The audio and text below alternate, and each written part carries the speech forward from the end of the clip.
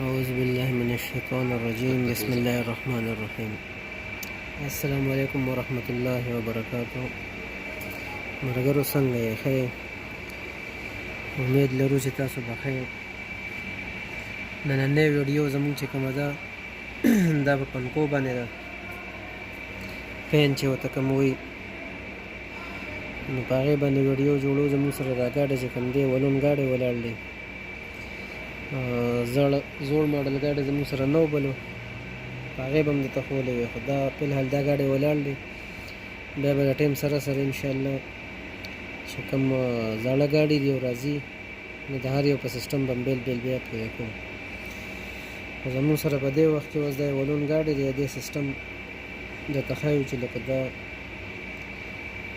په څه سیسټم باندې دی پنکه ده. دا دوه موټرې دي، دا یو دا دی او یو دا دی. دا د پنکو موټرې دي، د یو ولون ګاډی، او دې ته دلته کې یو کنټرولر لګېدلی دی. دا چې کوم دی دا د دې کنټرول دی. نو دې ته درې تاره راغلي دي، دا ملګري به درته وښیي. په دې دوو کې یو کې به ډایرکټ ګرم وي، یو کې به ډایرکټ ارتي. دا منځنی تار چې کوم دی دا به کمپیوټر سیګنل وي، او دا دوه تاره چې کوم دي دا د یو موټر ته تللی دي، او دا دوه تاره چې کوم دي دا د بل موټر ته تللی دي. په دې دوو تارونو کې به هم یو یخ یو به ګرم وي.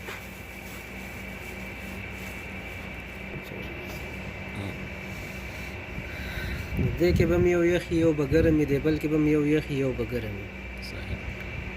دا په دې کنټرول کې دننه خپله ایسي ده د کمپیوټر په شانتې.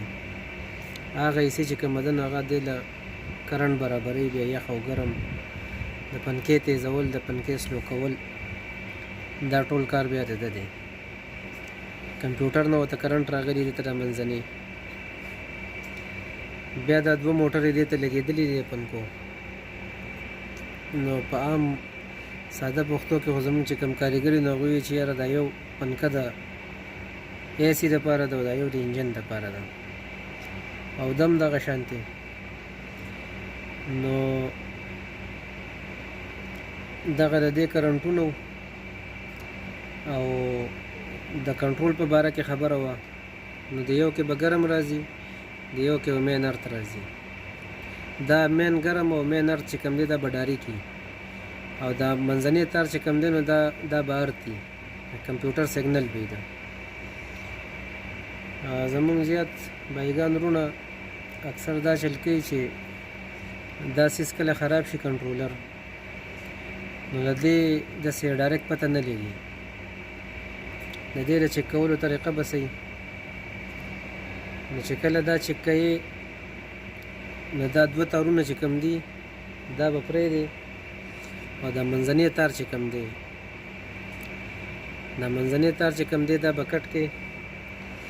نو که پنکې ډایرکټ چالو شولې دا به ډایرکټ چالو کېږي، خو تیزه به چالو کېږي. چې تیزه ډایرکټ چالو شولې نو بیا مسله ده کټ آوټ ته صحیح شوله. خو تیزه چالو نه شولې نو بیا مسله ده کټ آوټ نه ده.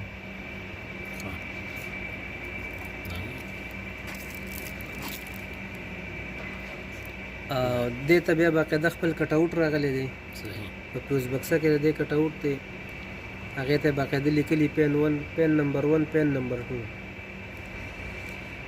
نو د هغې سره هم د دې تعلق شته دی، ځکه چې د انجن د ګرمایش چې کوم دی نو د دې سره یو سپیډ چې کوم دی د هغې سره تعلق دی، یو د اے سی سره تعلق لري. بیا نو هغه به راته هم ښایو، بیا هغه به راته په ګاډي کې وښایو چې د هغې څه سیسټم دی. په فلحال دا خبرې شوې چې د دې دوه موټرې دي، دا کنټرولر دی. په دې دوو کې به یو کې به ډایرکټ ګرم راځي، یو کې به ډایرکټ ارت راځي. منځنی تار چې کوم دی دا به د کمپیوټر نه راځي، د کمپیوټر د سیګنل تار دی دا. بیا هر یو موټر ته خپل دوه تاره وتي دي. دا به یې به درته وښیي، دا په دې ګوچو کې دوه تاره چې کوم دي دا یو سور دی یو سپین دی. نو په دې هر یو تار کې چې کوم دی یو به یخ یو به ګرم وي، په دې کې به هم یو یخ یو به ګرم وي. دا د دې کنیکشن شو.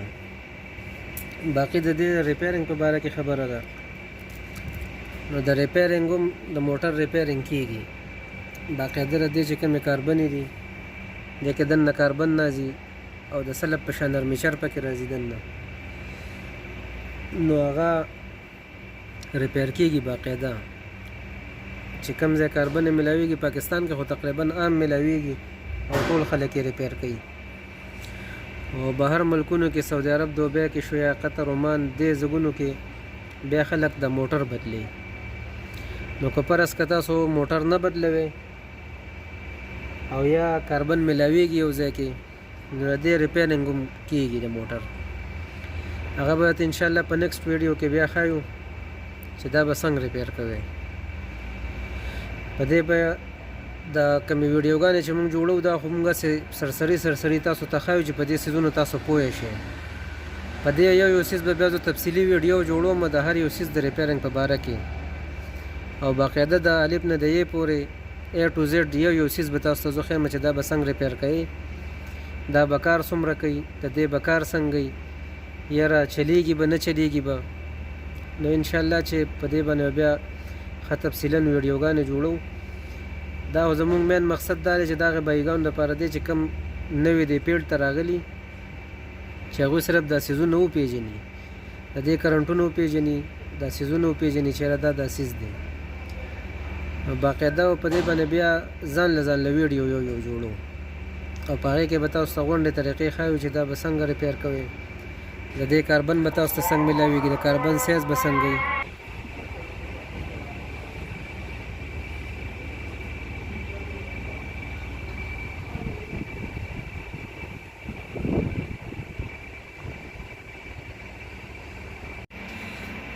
ملګرو دا زموږ سره اوس ګاډی دی، تاسو ته موږ یې فیوز بکسه کې راته ښایو. اوس دا د ګاډي فیوز بکسه ده،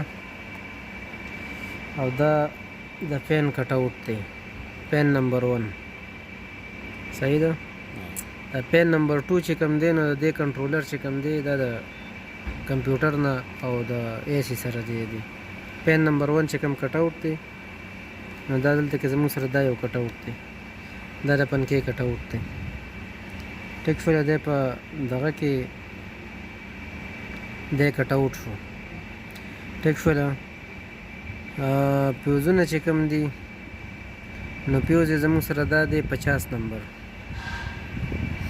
ریډیټر پین 50A دی پیوز دی.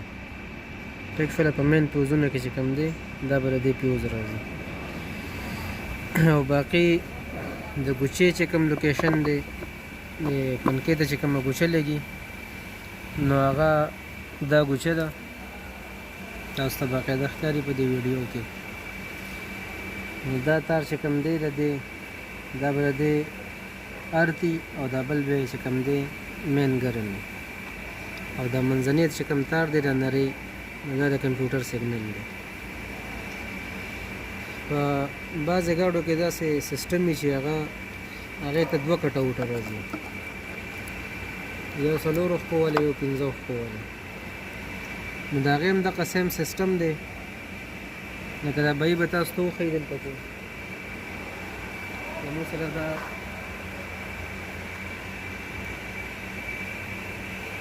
دا چې کوم سوچ دی دې ته پریشر سوچ وایي په انګریزۍ کې، دا 3 تارونو والی دی. نو په دې کې چې کوم دی یو مین ارت دی، دا منځمې یو ارت چې کوم دی نو دا د کمپیوټر نه راځي سیګنل، او یو چې کوم دی دا وباسي بیا پنکې ته او کمپریسر ته. نو په دې کې دا سیسټم هم دی، د ایسي سوچ چې کوم دی دا د دې لپاره چې ګیس په دغه کې نه نو دې کمپریسر نه آن کوي، خو خیر ځان له مسله ده. بیا خو د پنکې هم په دې کې یو تار وي. زموږ اصل خبره مقصد دغه وه چې د پنکې یو تار په دې کې وي. په بعضې ګاډو کې چې کوم 4 تارو والا راغلي نو په هغې کې باقاعده 2 تاره چې کوم دي دا د پنکې او 2 تاره د کمپریسر دپاره دي، او په دې 3 والا سوچ کې نو په دې کې هم دا یو تار چې کوم دی دا د پنکې دپاره استعمالېږي. دی ارت ورکوي هغې له کټ آوټ له او دا یو تار چې کوم دی نو دی سګنل ورکوي کمپیوټر له. کمپیوټر د هغه ځایږي نه چې کوم دی نو بیا پنکا په خپله سلو کوي یم او تیزوي یم. هغې سره بیا یو تار د کیني، تاسو ته مونږ په دې مخکې ویډیو کې ویلو، نو هغه د انجن دغه ته ګوري، ریس ته ګوري، د انجن پرفارمنس ته ګوري چې یاره کم ټایم کې انجن ریس کول غواړي، کم ټایم کې سلو ساتل غواړي. نو دی کې دغه مسلې ښه یو خبره دې سره بل هم واورئ. اکثر بعضې ګاډي د آر پي ایم چې کوم ستن ده، دا د اکسلیټر ستن چې کومه د اکسلیټر سره چې کومه خیږي په سپیډ میټر کې، دا آر پي ایم د دې نه کمیږي. د هغې مین وجه دا مې چې اکثر پنکې ډارېږي، نو د هغې د وجې آر پي ایم چې کوم دی د هغې نه کمیږي. هغه چې کله تاسو پنکې اټومیټک کې، نو اټومیټک بیا د هغې سره آر پي ایم خپل ځای له راشي، ځکه د هغې کنیکشن ټول د کمپیوټر سره دی. نو هغه چې کله دې نه کټ شي، نو کمپیوټر ته بیا دا پته نه لګي چې یاره انجن په کم پوزیشن کې دی که نه. نو دغې وجې هغه بیا آر پي ایم بره ساتي، ستنه بیا اوچته یې لکه اوچته یې کړي، آر پي ایم وله سیوا کړي. نو بس دغه د پنکې متعلق خبره وي. باقي د ریپیرنګ خبره ده، نو ریپیرنګ به هم انشاءالله چې یو ورځ به په هغې باندې هم ویډیو جوړه کړو. د ریپیرنګ طریقه به هم درته وښایو چې کاربن یې په دې کې کوم قسم کاربن یې لګي او ریپیر کوي بیا څنګه. نور پایې کې داسې ګرانه څه خبره نشته دی.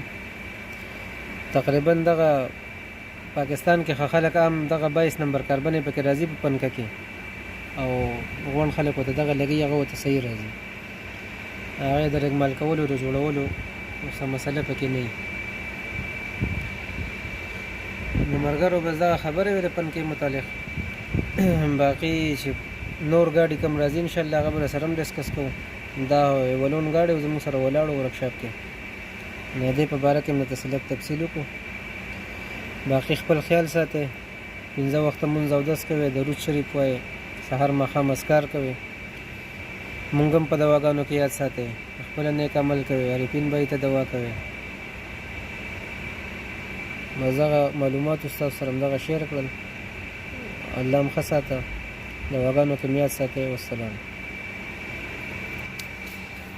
दुआओं में मेरी मंजिल की खातिर भटकता फिरा हूँ मैं, मंजिल की खातिर जो पलदार हो कोई ऐसा शजर दे। दुआओं में मेरी खुदाया असर दे, मेरी काविशों का मुझे तो समर दे।